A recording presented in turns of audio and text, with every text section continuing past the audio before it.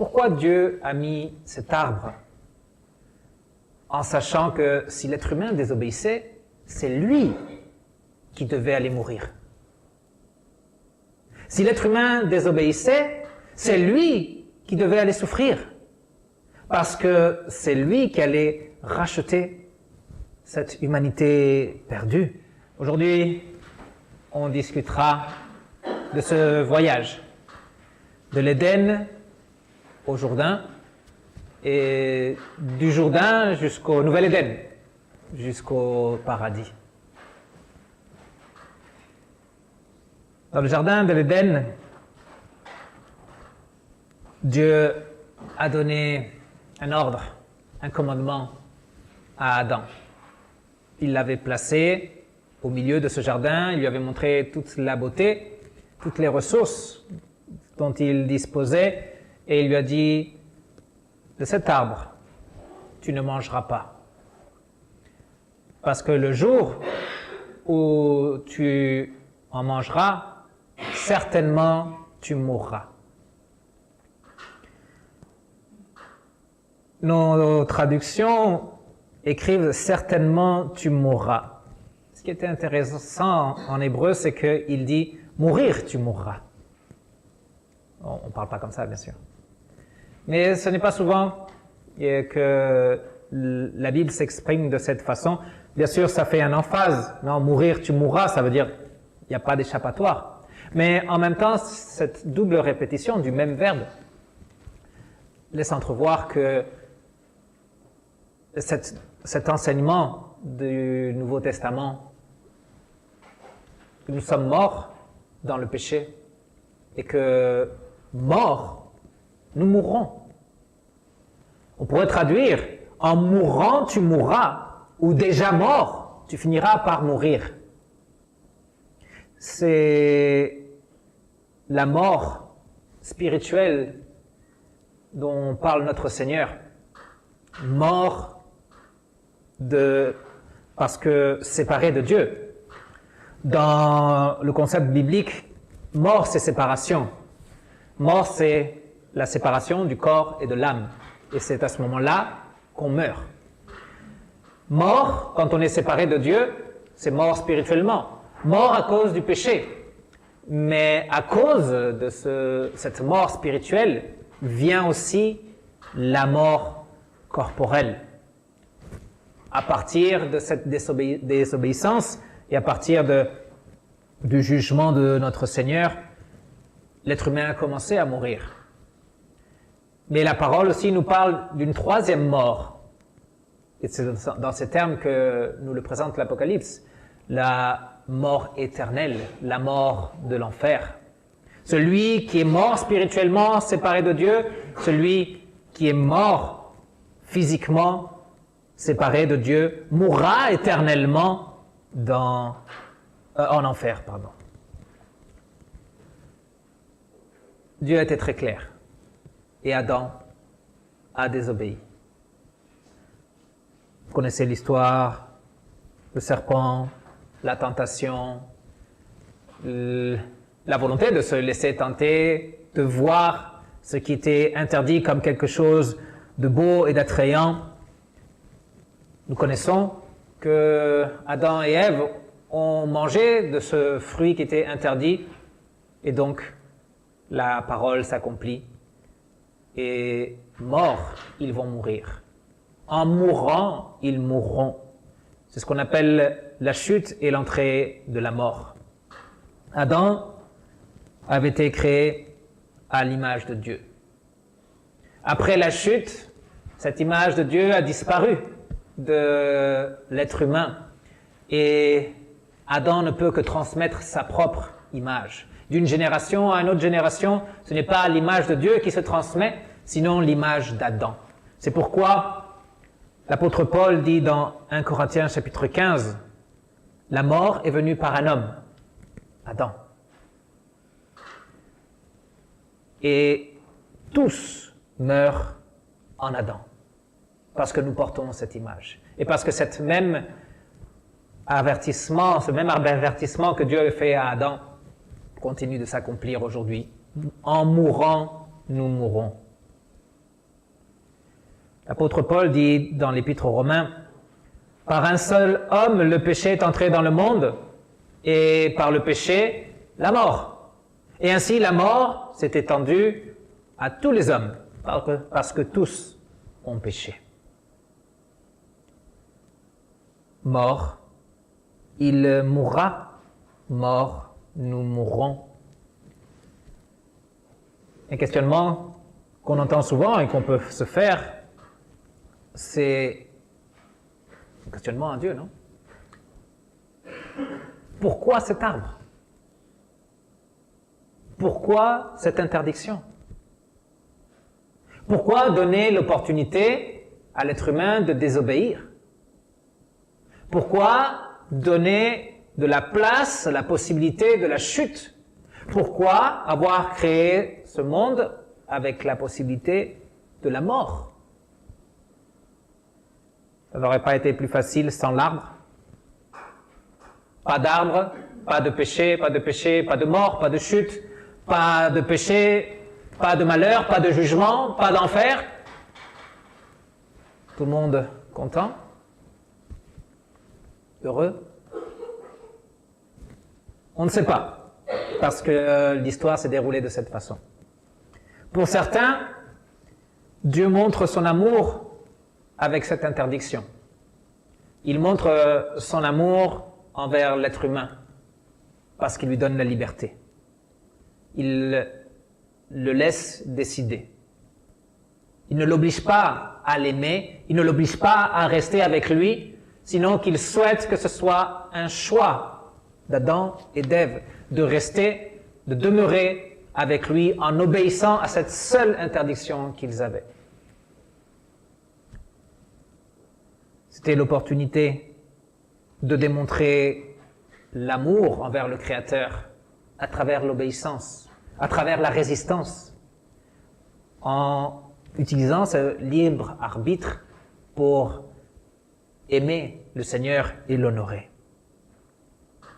Mais même si le questionnement de pourquoi l'arbre est à sa place, non, dans la discussion, même si on n'a pas la réponse à cette question, on peut se demander aussi pourquoi l'arbre, mais dans un autre sens. Pourquoi Dieu a mis cet arbre en sachant que si l'être humain désobéissait, c'est lui qui devait aller mourir. Si l'être humain désobéissait, c'est lui qui devait aller souffrir, parce que c'est lui qui allait racheter cette humanité perdue. Pourquoi il a établi cet arbre, si cela implique qu'il doit racheter son peuple? Je ne sais pas, mais je suis certain que si ce n'était pas indispensable, Dieu ne l'aurait pas fait. Il l'a fait quand même, au risque de devoir sacrifier sa propre vie. S'il y avait un autre chemin pour pouvoir vivre en pleine communion avec l'être humain, Dieu l'aurait choisi.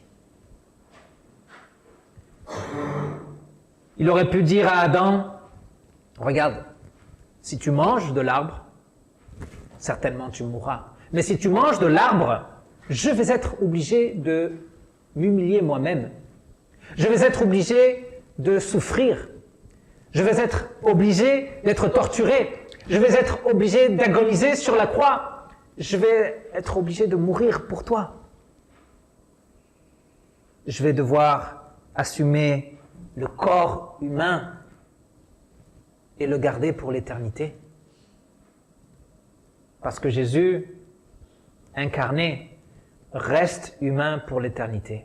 Ce mauvais choix d'Adam et Ève a fait aussi que ce Dieu éternel, ce Dieu esprit, devienne chair et demeure en chair pour l'éternité.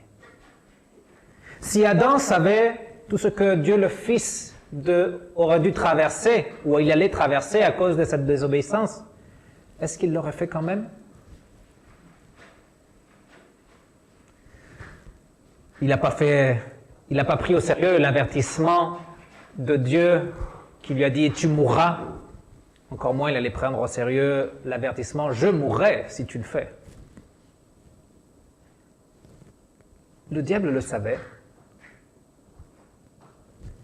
L'a-t-il fait exprès?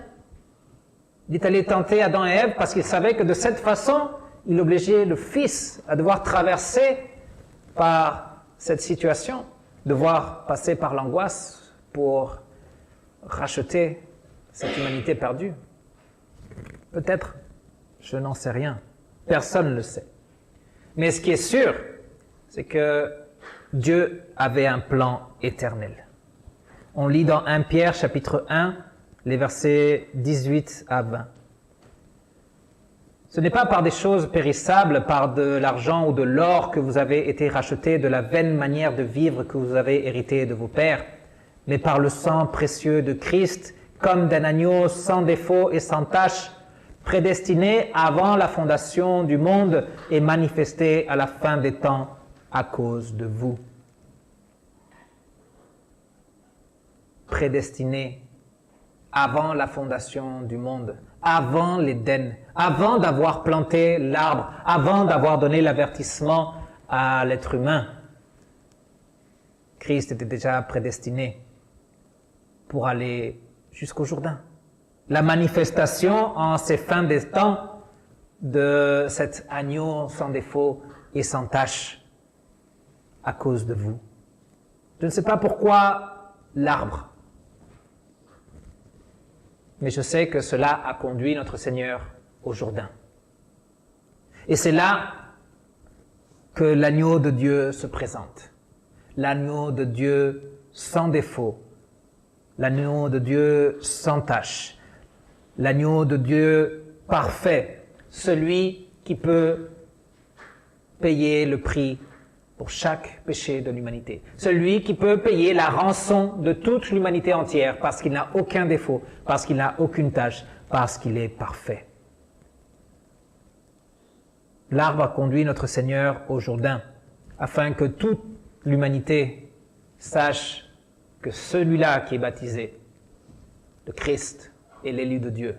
Il est l'agneau prédestiné depuis l'éternité qui est manifesté et qui se rend présent à cause de vous, à cause de nous, pour les morts qui meurent. Il vient donner sa vie. Dans le Jourdain, Dieu montre encore une fois son amour. Le Rédempteur qui se rend présent, qui accomplit la promesse qu'il a faite juste après la chute. Non, le descendant de la femme qui allait écraser la tête du serpent, même malgré qu'il allait souffrir la morsure de celui-ci. Dans la croix, cette promesse s'accomplit. Sur la croix, Jésus-Christ détruit la puissance du diable. Sur la croix, Jésus-Christ détruit la puissance du péché qui faisait que nous tous, mourants, nous devrions mourir. Par sa résurrection, il a vaincu la puissance de la mort. Et aujourd'hui, nous en sommes vainqueurs. Certainement, tu mourras, il avait dit. Mais en même temps, on sait qu'il se disait à lui-même, certainement, je mourrai. Mourir, je mourrai pour vous, à cause de vous, pour votre salut. Jésus est baptisé dans le Jourdain, mais pas comme les autres ont été baptisés. Il n'a pas été baptisé en repentance pour le pardon de ses péchés. Il est baptisé pour assumer les péchés de toute l'humanité. Il est venu pour assumer la mort inéluctable de chacun de nous. Sur la croix, Jésus va prendre notre place. C'est pourquoi la voix du ciel se fait entendre et dit « Celui-ci est mon Fils bien-aimé, en qui j'ai toute mon affection. » Pour que, dans cet échange que Jésus-Christ va faire, nous devenions des enfants bien-aimés de cette voix qui se fait entendre, de ce Père qui est dans les cieux. Le Fils qui a l'approbation du Père, celui qui est juste, parfait, sans tache, celui qui n'a pas de péché, celui qui est sans défaut, celui qui prend notre place, qui échange cette place avec nous afin que nous puissions être revêtus de sa justice, une justice parfaite, une justice devant le Père Céleste et par laquelle il nous accepte. Le verset que nous avons lu au début disait « Vous avez en effet été ensevelis avec lui par le baptême et vous êtes aussi ressuscités en lui et avec lui par la foi en la puissance du Dieu qui l'a ressuscité. »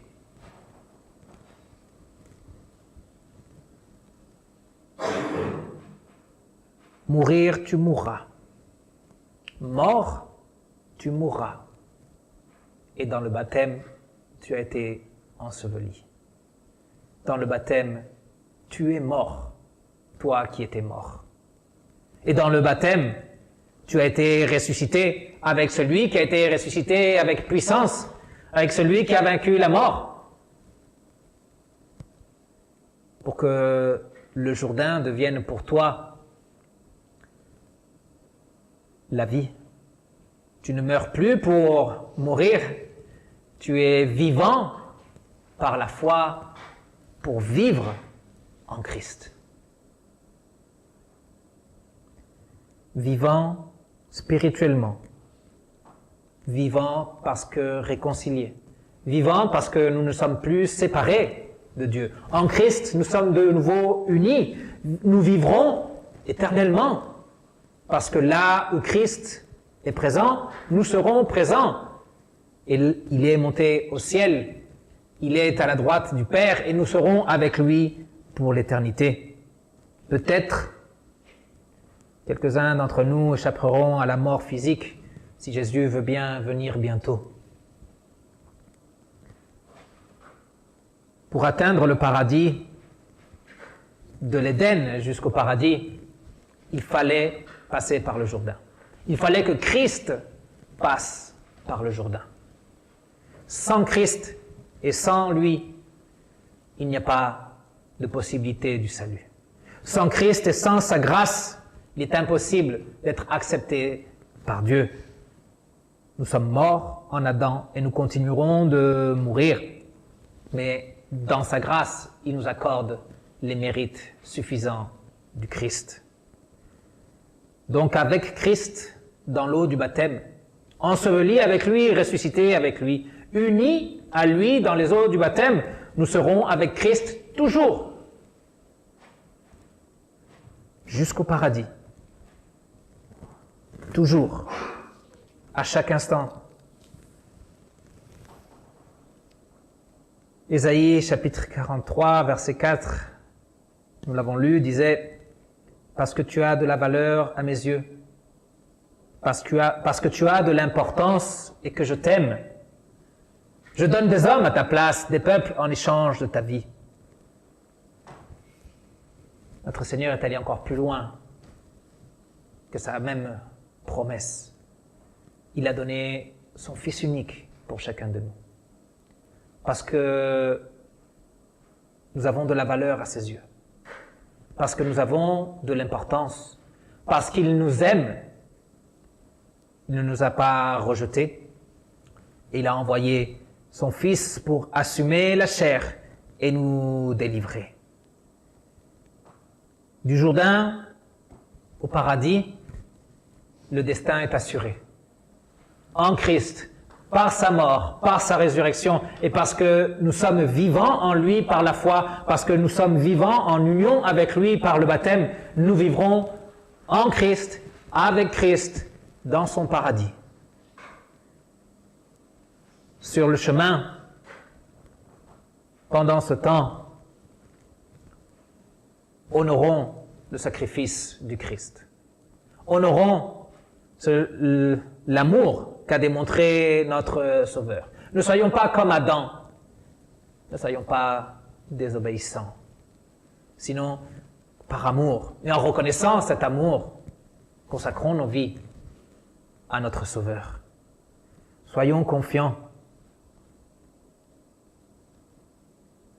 Le Seigneur a dit à travers Ésaïe, « Voici ce que dit l'Éternel, celui qui t'a créé, celui qui t'a façonné. N'aie pas peur, car je t'ai racheté. Je t'ai appelé par ton nom, tu m'appartiens. Parce que Jésus est passé dans les eaux du baptême, parce que tu es passé par les eaux du baptême, tu lui appartiens. Le nom du Christ a été posé sur toi, le nom de Dieu a été posé sur toi, tu as été racheté. Ne crains rien. Si tu traverses de l'eau, je serai moi-même avec toi. Et parce que nous avons traversé, nous aussi, les eaux du baptême, Dieu est avec nous. Si tu traverses les fleuves, ils ne te submergeront pas, parce que nous sommes sortis vivants de cette eau, vivants en Christ, ressuscités. Et si tu marches dans le feu, tu ne te brûleras pas, et la flamme ne te fera pas de mal. Si par tes péchés tu es proche de l'enfer et tu commences à sentir ce feu, cherche l'eau qui va éteindre ce feu. Cherche le pardon du Christ qui va t'éviter l'enfer, qui va te racheter, qui va te saisir et qui va t'emmener avec lui. N'aie pas peur, car je suis moi-même avec toi. Il est avec toi parce qu'il t'a uni à lui, parce que tu es enseveli avec lui, ressuscité avec lui, tu es un avec lui, et pour toujours. Jésus donne en garantie pour ses promesses sa mort et sa résurrection. Et toutes ces promesses sont certaines. Le Père ne nous fait aucune faveur par nos mérites. S'il nous fait des faveurs, c'est par les mérites du Christ qui nous ont été accordés dans le baptême. C'est Christ qui nous a donné cette opportunité. Alors ressourçons-nous dans les eaux du Jourdain. Ressourçons-nous dans les eaux de notre propre baptême. Ces eaux sont en train de nous répéter, et elles nous répètent sans cesse, ton Créateur t'aime. Tu as de la valeur à ses yeux. Tu as de l'importance pour lui. N'aie pas peur. Il sera avec toi toujours. Ne l'oublie jamais. Il a donné sa vie parce qu'il t'aime. Celui qui n'était pas mort, celui qui était vivant est mort, afin que nous qui étions morts, nous soyons vivants et éternellement. Que la paix de Dieu qui surpasse toute intelligence garde vos cœurs et garde vos pensées en Jésus-Christ, notre unique et suffisant Sauveur, celui qui s'est donné lui-même, afin que nous puissions nous vivre sa vie éternelle. Amen.